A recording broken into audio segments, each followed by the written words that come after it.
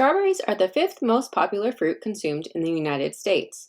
They are one of the easiest fruits to grow and are adaptable to most soil types. June-bearing strawberries are the most common type of strawberries grown in our region. These plants produce one large crop of fruit each year, typically in June, when the day length is long. Fruit is produced 1 year after planting. They are typically planted in a matted row system. Weeds can be a major challenge because June-bearing strawberries stay in the ground for 3 to 4 years before being replanted. June-bearing strawberries can yield up to 7,000 pounds per acre in a single growing season. Day-neutral strawberries flower and fruit continuously, regardless of day length. In Minnesota, day-neutral strawberries set fruit in July and will continue to produce multiple harvests until October, or the first hard freeze. Day-neutral strawberries are typically grown in raised beds, 6 to 8 inches tall, for better drainage and increased soil temperatures. Because of the longer harvest period, day-neutral strawberries can produce almost 3 times as much as June-bearing strawberries, extending the market season for this high-demand fruit. The long strawberry harvest season requires a steady stream of workers to pick and process the ripening fruit over an extended period of time, significantly increasing labor demands. Day-neutral strawberries are grown as annuals, which means plantings are removed and replaced each year. This also helps to minimize disease and pest issues. Although plants can produce an early spring crop the following year, fruit quality, especially size, is much lower and runner control becomes a major problem. If the beds are to be carried over for a second year, winter protection is required with heavyweight row covers applied when plants go dormant in the fall. Strawberry plants will produce runners or above ground stems, which create daughter plants the following year regardless of strawberry type. Since plantings of day-neutral strawberries are replaced each year, it is important to remove runners throughout the growing season for a larger harvest and bigger berries. Avoid planting day-neutral strawberries in locations where tomatoes, eggplants, potatoes, and peppers have been grown within the past 3 years, as they share some of the same soil-borne diseases. Weeds directly compete with strawberry plants for resources like light and water, interfere with pest and disease control, and worsen if allowed to flower and go to seed. Therefore, weeds need to be managed both in and between the strawberry rows.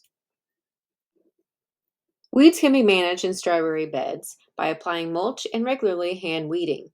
Mulch creates a physical barrier between soil and sunlight, which stops the weed seeds from growing.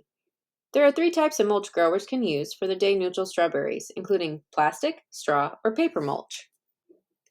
Plastic mulch performs best in reducing weeds, and experiments have shown that white on black colored plastic increases day-neutral strawberry yield due to soil temperature regulation and the promotion of fruit ripening.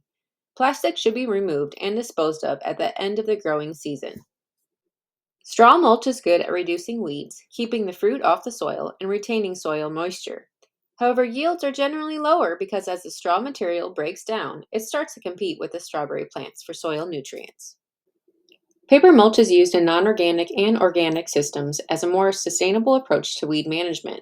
Unlike plastic mulch, paper mulch can be tilled into the soil at season's end. However, it may degrade before the season is over, which reduces its effectiveness in long-season weed control and may result in the berries being soil covered. The other method of managing weeds in strawberry beds is to regularly hand weed. Weeds still come up between the strawberry rows and in the strawberry plant holes of the plastic mulch.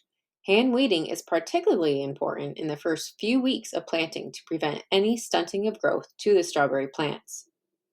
Between row weeds should be managed by either cultivation, cover crops, mowing, or the use of landscape fabrics. Cultivating by tillage works well in weed management but requires working the soil regularly, which can degrade soil quality and increase erosion. It is also harder to walk on when wet. Weeds in the walkways can be managed by mowing if your walkways are wide enough. However, mowing before the weeds go to seed requires continuous maintenance. Weeds along the plastic rows still need to be carefully trimmed or hand pulled. Cover cropped rows are easier to walk on than cultivated or tilled rows, but they still have to be maintained with mowing. To reduce competition for sunlight and promote airflow for disease prevention, cover crops should not be taller than the strawberry plants and should be mowed every 2 to 3 weeks. Landscape fabric can be used for multiple years. It is easy to walk on and it is best for preventing weeds from growing between rows. The end of the season for day-neutral strawberries is marked by the first hard freeze. At this point, plant growth and strawberry production ceases. Plants are removed according to organic certification requirements and to prevent disease pathogens and pests from overwintering in the soil. Removing plants by hand pulling is simple, but can be time-consuming for small farms. After removing the plants, any plastic mulch used for in-row weed management needs to be completely discarded. As the season progresses, the edges of the plastic mulch, buried in soil for stability, become tightly compacted, often requiring a shovel to loosen the soil and facilitate removal.